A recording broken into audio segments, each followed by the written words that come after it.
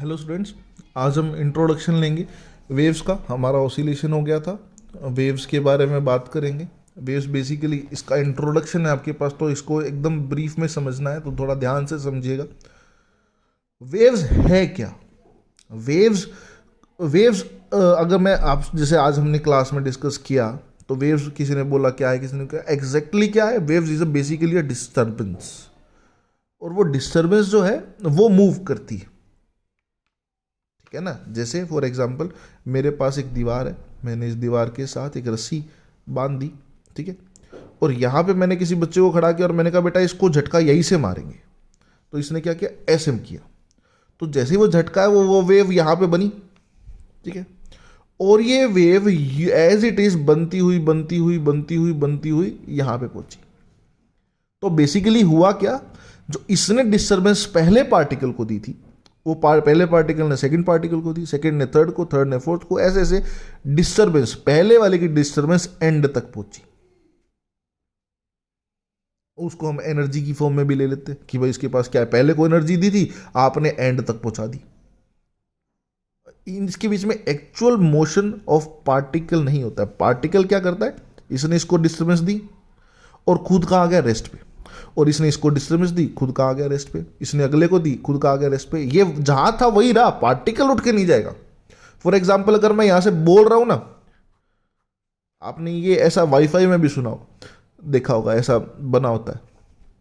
अगर मैंने यहां से बोला ना, तो मैंने जो डिस्टर्बेंस दी वो स्टार्टिंग के पार्टिकल्स को दी, वो वाइब्रेट हुए, अगले को डिस्टर्बेंस दी और खुद का आगे रेस्ट पे।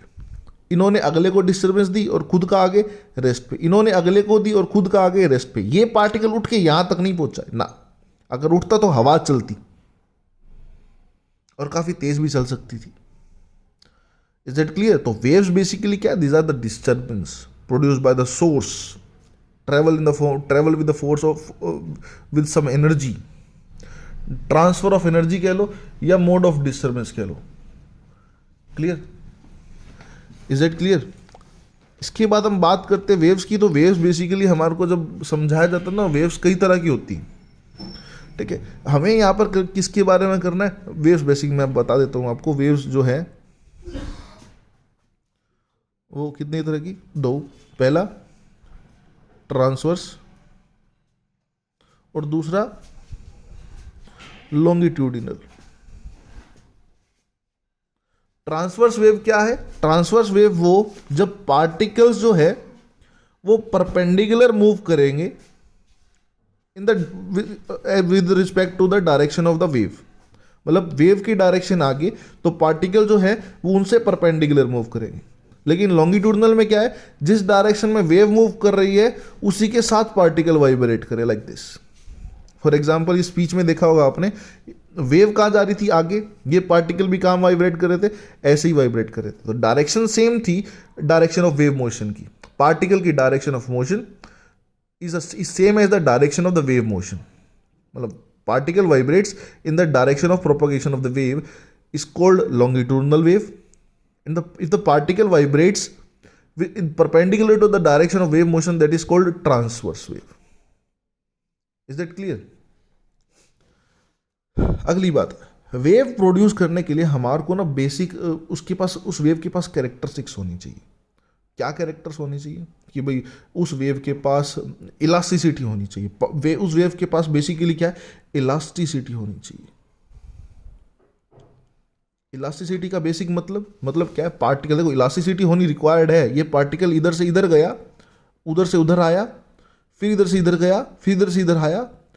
अगर इसके अंदर इलास्टिसिटी नहीं होती तो रीस्टोरिंग फोर्स प्रोड्यूस नहीं कर सकता था ये। मतलब क्या है, अगर ये मैंने इसको अगर मान ले डिस्टर्ब किया पहले पार्टिकल को, ये यहां से यहां गया, वापिस ही नहीं आता अगर इलास्टिसिटी नहीं होती तो particle has to show a huge amount of elasticity. अगर इलास्टिसिटी नहीं होगी तो वेव भी ज़्यादा ट्रेवल नहीं कर पाएगी। अगर आपको wave particle to particle vibrate करानी है, मतलब मूव करानी है, ठीक है, तो आपको क्या करना पड़ेगा, उसको मानना पड़ेगा कि that particles have high elasticity. अगर इलास्टिसिटी ज़्यादा रखेंगे तो वेव जो है वो अच्छे से ट्रेवल करेगी और काफ़ी दूर तक भी करेगी। अच्छा, दूर दूर तक की बात हो रही है तो हम मान के चलते कि फ्रिक्शन भी क्या होना चाहिए, काफी कम होना चाहिए। अगर फ्रिक्शन कम होगा तो हम मान के चलेंगे कि भैया पार्टिकल्स जो है वो ज्यादा आपस में स्ट्राइक नहीं कर रहे हैं, मतलब घर्षण नहीं हो रहा है, तो हो सकता है कि एनर्जी का लॉस भी कम हो। अब friction cause the loss of energy, ये बात सबको पता है कि फ्रिक्शन से एनर्जी का लॉस होता है और होगा, जिसकी वजह से जो है वो वेव आगे जाकर जल्दी रुक जाएगी। अगर फ्रिक्शन कम होगा तो लेस फ्रिक्शन हम कंसीडर करते हैं कि भैया अगर आपको वेव ट्रेवल करनी है तो भैया इलास्टिसिटी हाई रखना है, फ्रिक्शन क्या करना है, कम रखना है। क्लियर। और सबसे इंपॉर्टेंट फैक्टर उसके पास क्या होना चाहिए, इनर्शिया होना चाहिए। इनर्शिया बेसिकली क्या है, ability, inability of body to, कि वो अपनी डायरेक्शन, अपने मोशन को क्या है, खुद ब खुद मोशन से रेस्ट पे ना आ पाए, मतलब वो लगातार क्या कर सके, करते रहे, वाइब्रेट करते रहे। तो जितना ज़्यादा वाइब्रेट करेंगे बार बार उसके पास आगे एनर्जी ट्रेवल करेगी, जिसकी वजह से वो ज़्यादा दूर तक पहुंचेंगे। मतलब हमारी जो वेव है वो नियर बाय में ख़त्म नहीं हो जाएगी, वो दूर तक जाएगी। ठीक है। So these are the basic characters of the wave. Is it clear?